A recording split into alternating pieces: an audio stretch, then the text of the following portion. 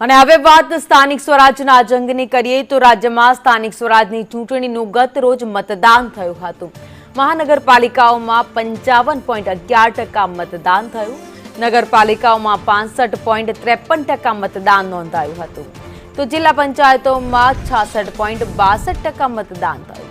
તાલુકા પંચાયતમાં 67.75% મતદાન નોંધાયું।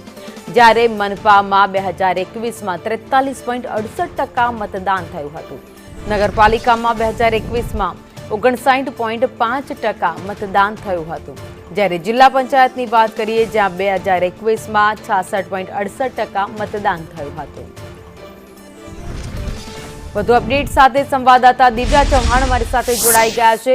દિવ્યા, ગત રોજ ઉત્સાહ સાથે લોકોએ મતદાન કર્યું હતું, પરંતુ હવે આંકડા સામે આવ્યા છે। આવતીકાલે પરિણામ છે।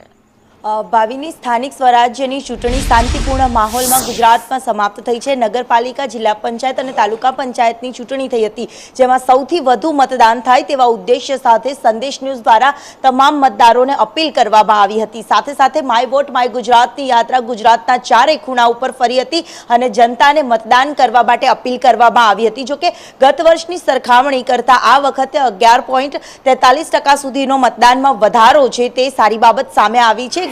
જો કે આકરી ગરમી હતી, ઉનાળો હતો, તેમ છતાં પણ મતદારોએ છે જે પોતાની લોકશાહીના પર્વમાં પોતાનો કિંમતી વોટ જરૂર આપ્યો છે। જો કે આવતીકાલે પરિણામો છે, પરિણામોમાં કોણ જીતશે કોણ હારશે તેનું ચિત્ર સ્પષ્ટ થવાનું છે, પરંતુ મતદાન સારી એવી સંખ્યામાં, મોટી સંખ્યામાં થયું છે। ગત વર્ષની સરખામણી કરતાં આ વખતનું મતદાન છે જે સારું થયું હોવાનું પણ માનવામાં આવી રહ્યું છે। જ્યારે સંદેશ ન્યૂઝનો સંકલ્પ હતો તેને સારો એવો પ્રતિસાદ પણ મળ્યો હતો અને સારી સફળતા પણ મળી છે તેમ કહી શકાય। જી, આભાર માહિતી માટે।